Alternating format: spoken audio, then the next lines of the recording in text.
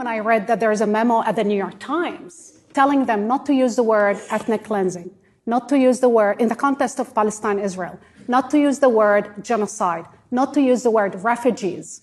And this is when you understand that is much worse than lack of solidarity. This is complicity.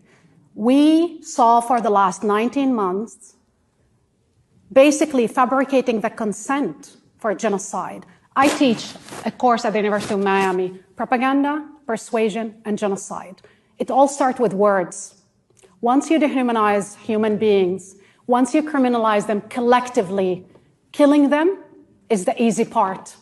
And what our media did in this country, and this will go to the history books. I will never forget Noura Erakat, a Palestinian jurist, who actually wrote a tweet saying, "We are watching Radio Rwanda.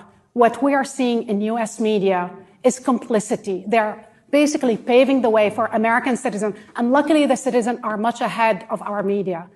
They were preparing them to basically to what the Israelis were doing."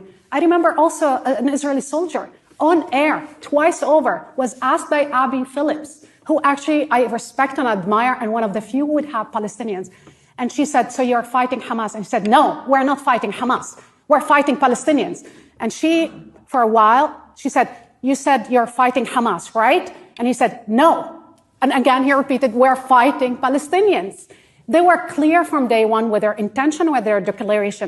It's not a coincidence that there is a 500 statements, genocidal statements, that were basically given to the ICJ, the International Court of Justice. Yes. But our media basically not only ignored it, they tried to whitewash this so they can carry out the genocide. I hope one day there will be accountability within the media. I hope somebody can sue them.